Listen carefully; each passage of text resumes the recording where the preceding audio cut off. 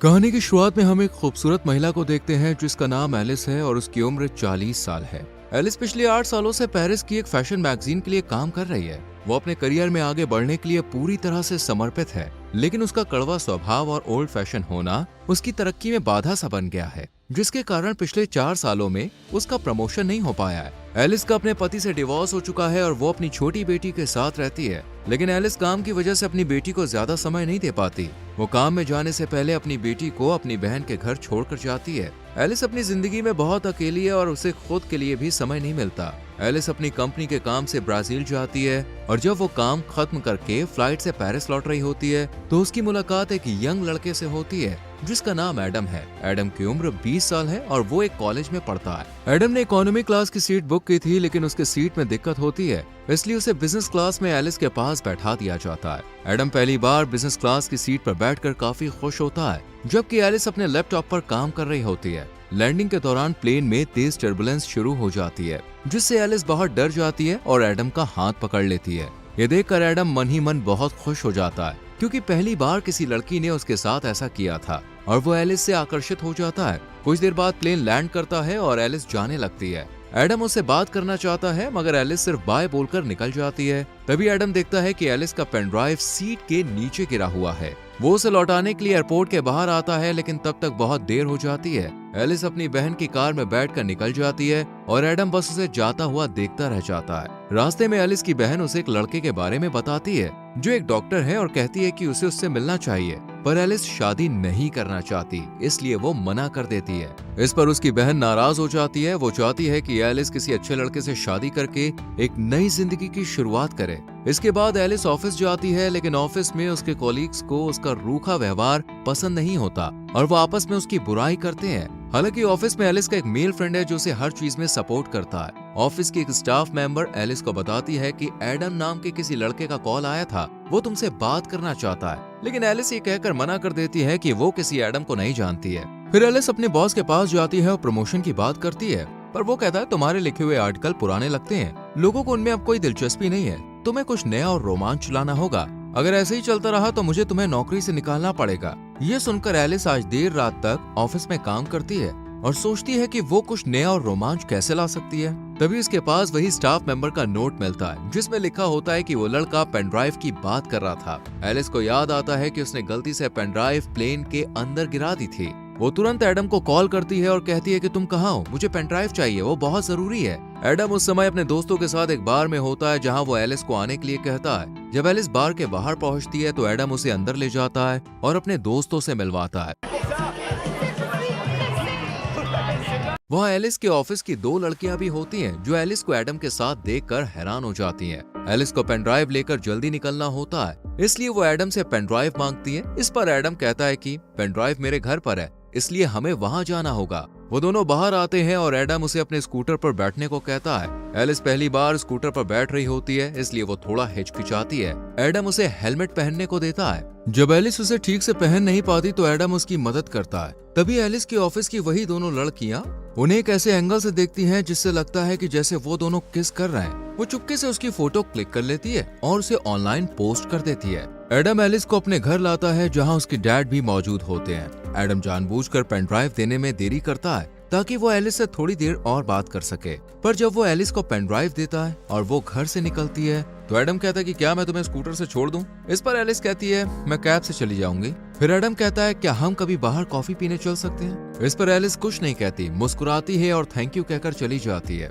अगले दिन जब एलिस ऑफिस जाती है तो सब लोग उसे अजीब निगाहों से देख रहे होते हैं। एलिस कुछ समझ नहीं पाती, तभी उसकी एक कॉलीग उसे और एडम की फोटो दिखाते हुए कहती है कि तुम दोनों की ये फोटो किसी ने ऑनलाइन डाल दी है और सबको लग रहा है कि वो और एडम किस कर रहे थे। पर एलिस जानती है कि ये सिर्फ एक गलतफहमी है, ऐसा कुछ नहीं हुआ था। लेकिन उसका बॉस ये देखकर बहुत खुश होता है। वो कहता है मुझे तुम्हारा ये नया लुक बहुत पसंद आया। एलिस कहती है ऐसा कुछ नहीं है, पर बॉस कहता है हमें तो यही चाहिए। वो लड़का तुमसे उम्र में काफी छोटा है, ये बहुत कूल लगेगा। बॉस को लगता है कि मैगजीन युवाओं को टारगेट करती है और अगर एलिस एक जवान लड़के के साथ रिलेशनशिप में है तो वो युवा पीढ़ी की सोच को बेहतर समझ पाएगी। वो कहता है तुम इसमें लगी रहो, ऐसा करने से हमारी मैगजीन बिकेगी क्योंकि लोगों को मिर्च मसाला चाहिए होता है। पर एलिस अपने से कम उम्र के लड़के को डेट नहीं करना चाहती है। वो अपने दोस्त से इस बारे में बात करती है जो उसे सलाह देता है कि उसे बस दुनिया को दिखाने के लिए एडम को डेट करना चाहिए। वो कहता है अगर तुम्हारा बॉस ये देखेगा तो वो तुमसे खुश होकर तुमको प्रमोशन दे सकता है। पर किसी की भावनाओं से खेलना और झूठ बोलना सही नहीं था, लेकिन एलिस के दिमाग में सिर्फ प्रमोशन की धुन सवार थी। इसलिए वो ज्यादा ना सोचते हुए अपने करियर को आगे बढ़ाने के लिए एडम का फायदा उठाने का फैसला कर लेती है। अगले दिन एलिस एडम से मिलती है, वो भी बिल्कुल नए लुक में। उसे देखकर एडम उस पर से अपनी नजरें नहीं हटा पाता। एलिस उसके साथ फ्लर्ट करने लगती है और वो दोनों बातें करने लगते हैं। एडम को यकीन ही नहीं होता कि वो एलिस के साथ है। रात में एलिस एडम को अपने एक दोस्त के शो में ले जाती है। वहाँ एलिस जानबूझकर सबको दिखाने की कोशिश करती है कि वो अपने से 20 साल छोटे लड़के को डेट कर रही है। वहीं उसका दोस्त जो उस शो का होस्ट होता है, जब एलिस के पास आता है और उसे जानबूझकर छूने लगता है तो एडम को ये अच्छा नहीं लगता। वो उस दोस्त के शो का मजाक उड़ाने लगता है। एलिस भी उसकी बातों पर हंसने लगती है। इससे एलिस का दोस्त अपमानित होकर वहाँ से चला जाता है। इसके बाद एलिस और एडम आपस में बात करते हैं। एडम कहता है कि मैंने कभी नहीं सोचा था कि मैं तुमसे इस तरह मिलूंगा और हम साथ में यूं घूमेंगे। एडम को पता होता है कि एलिस का तलाक हो चुका है और उसकी एक बेटी भी है, लेकिन इससे उसे कोई फर्क नहीं पड़ता। एलिस कहती है हमें एक दूसरे को बेहतर समझने की जरूरत है। तभी एलिस के पास उसकी बहन का कॉल आता है। वो कहती है कि मैंने उस डॉक्टर को घर पर बुलाया है जिससे मैं तुम्हें मिलाना चाहती थी, इसलिए तुम जल्दी से घर आ जाओ। एलिस जाना नहीं चाहती, लेकिन बहन की बात की इज्जत करते हुए वो एडम से झूठ बोलती है कि मेरी बेटी की तबीयत खराब है, मुझे घर जाना होगा। ये सुनकर एडम भी थोड़ा परेशान हो जाता है। वो जल्दी से टैक्सी बुलाता है और एलिस को उसमें बैठा देता है। ये देखकर एलिस को लगता है कि एडम उसकी कितनी फिक्र करता है। घर पहुंचने पर एलिस अपनी बहन, जीजा जी और उस डॉक्टर के साथ डिनर करती है।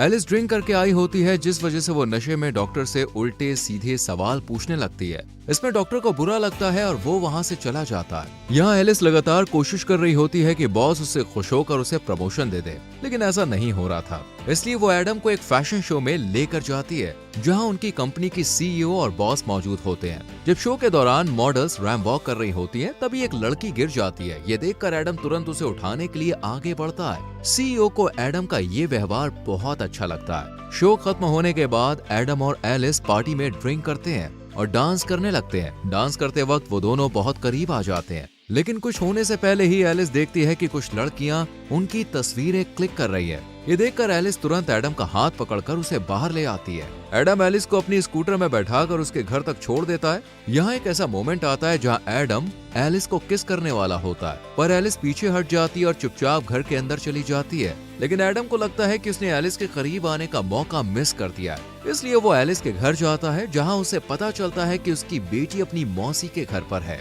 तब एडम एलिस को किस कर लेता है। एलिस खुद को रोक नहीं पाती और दोनों इंटीमेट हो जाते हैं। अगली सुबह एलिस को पिछली रात की घटना के लिए बहुत बुरा लगता है। वो एडम से कहती है कि वो घर से चला जाए, लेकिन बाहर तेज बारिश हो रही होती है, इसलिए बारिश रुकने तक एडम घर में रुक जाता है। तभी एलिस की बहन और बेटी घर लौट आती है। एलिस उनसे कहती है कि एडम उसका कॉलीग है। वो एडम के हाथ में कुछ फाइल्स दे देती है और एडम वहाँ से जाने लगता है, पर जैसे ही वो दरवाजे से बाहर जाता है, एलिस उसे रोककर किस कर लेती है। इससे हमें समझ में आता है कि एलिस अब सच में एडम को पसंद करने लगी है और उसके साथ रहने में उसे अच्छा लगता है। जिस रिश्ते को उसने दुनिया को दिखाने के लिए शुरू किया था, अब वो सचमुच एक एहसास में बदल चुका है। इसके बाद से एडम और एलिस अक्सर साथ में घूमने लगते हैं। एडम उसे सरप्राइज देता है, उसे घुमाने ले जाता है, जो एलिस को बहुत पसंद आता है। अब एलिस और एडम के बीच गहरी भावनाएं विकसित होने लगती हैं। दोनों साथ में बहुत खुश होते हैं। एक दिन एडम एलिस से पूछता है कि तुम दिखने में खूबसूरत हो, अमीर हो, तो फिर तुमने मुझे पसंद क्यों किया? इसका जवाब एलिस के पास नहीं होता, क्योंकि वो अपने फायदे के लिए एडम के साथ रिश्ते में आई थी,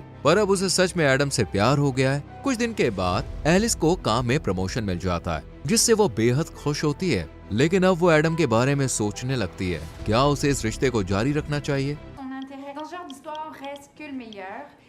जब वो एडम से मिलती है, तब एडम उससे कहता है कि मैं तुमसे बहुत प्यार करता हूँ और तुमसे शादी करना चाहता हूँ। ये सुनकर एलिस हैरान रह जाती है। वो कहती है कि हम दोनों बहुत अलग हैं। मैं तुमसे 20 साल बड़ी हूँ, तुम्हें अभी अपनी जिंदगी में बहुत कुछ करना है, हम इस रिश्ते को आगे नहीं बढ़ा सकते। एलिस कहती है, मैं तुमसे प्यार करती हूँ, पर मेरी जिंदगी में बहुत सारी जिम्मेदारियां हैं, मेरी बेटी है, मेरा काम है, ऐसे में हम साथ नहीं रह सकते। लोग हमारे रिश्ते को लेकर क्या कहेंगे? वो कहती है शायद यही बेहतर होगा कि हम यहीं पर रुक जाएं। लेकिन एडम उसकी बातों को नहीं मानता। फिर भी एलिस वहाँ से चली जाती है। एलिस जानती है कि उसने एडम को पहले सिर्फ प्रमोशन के लिए इस्तेमाल किया था, लेकिन अब उसे भी उससे सच में प्यार हो गया है और वो उसके साथ रहना चाहती है। फिर भी अपनी जिम्मेदारियों और समाज के डर के कारण वो एडम से दूर हो जाती है। एलिस एडम से दूर होकर बहुत अकेला और तन्हा महसूस कर रही होती है। उसके लिए एडम को भुलाना काफी मुश्किल हो रहा था। वहीं एडम का भी यही हाल था। वो अपने दुख को अपने पिता से साझा करता है। उसके पिता उसे समझाते हैं और कहते हैं, जब मैं तुम्हारी उम्र का था तब मुझे भी प्यार हुआ था।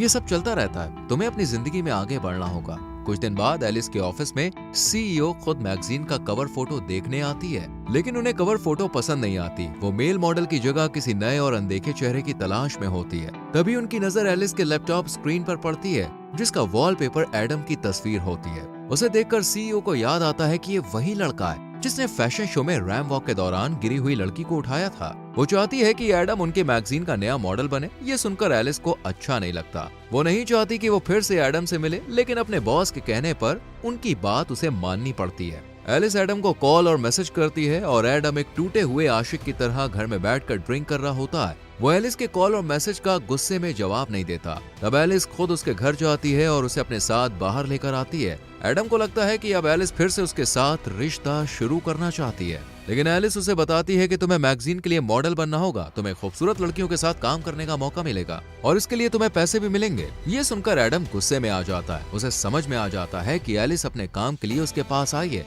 वो कहता है, मैं अब तुमसे मिलना नहीं चाहता, अच्छा होगा हम कभी ना मिलें, और वो गुस्से में वहाँ से चला जाता है। जिस दिन एडम का फोटोशूट होना होता है, सभी एडम के आने का इंतजार कर रहे होते हैं। एलिस को डर लगता है कि अगर एडम नहीं आया तो उसे नौकरी से निकाल दिया जाएगा। तभी एडम वहाँ पे आ जाता है क्योंकि वो अब भी एलिस से प्यार करता है। उसे मेकअप रूम में ले जाया जाता है जहाँ उसका लुक तैयार किया जा रहा होता है। तभी उसके पास एलिस का दोस्त आता है और एडम से माफी मांगता है। वो कहता है कि मैंने ही एलिस को सलाह दी थी कि वो तुम्हारे साथ झूठा रिश्ता बनाए ताकि उसे प्रमोशन मिल सके।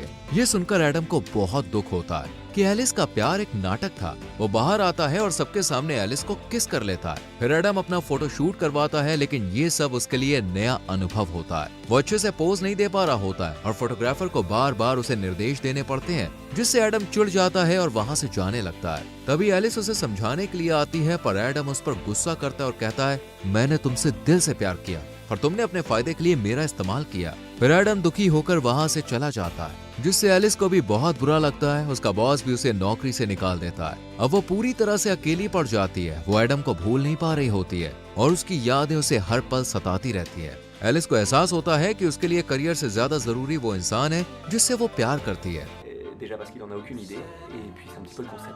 इसलिए एलिस एडम के कॉलेज जाती है और सबके सामने कहती है, मैंने अपने भविष्य को लेकर सोचना छोड़ दिया है और मुझे फर्क नहीं पड़ता कि समाज हमारे बारे में सोचेगा। अब मैं सिर्फ तुम्हें चाहती हूँ, मैं तुमसे प्यार करती हूँ और तुम्हारे साथ रहना चाहती हूँ। वो एडम से माफी मांगती है। एडम उससे अब भी प्यार करता है। वो उसे किस कर लेता है और माफ कर देता है। इसके बाद से दोनों साथ में हंसी खुशी रहने लगते हैं और इसी के साथ मूवी खत्म हो जाती है। दोस्तों, अगर आपका परिवार और समाज आपके रिश्ते के खिलाफ हो जाए तो क्या आप अपना प्यार निभा पाएंगे? इस पर अपनी राय कमेंट सेक्शन में जरूर दें। वीडियो को लाइक और शेयर करें और चैनल को सब्सक्राइब करके बेल आइकॉन प्रेस करें। मिलते हैं अगली वीडियो में। Till then, bye bye, take care.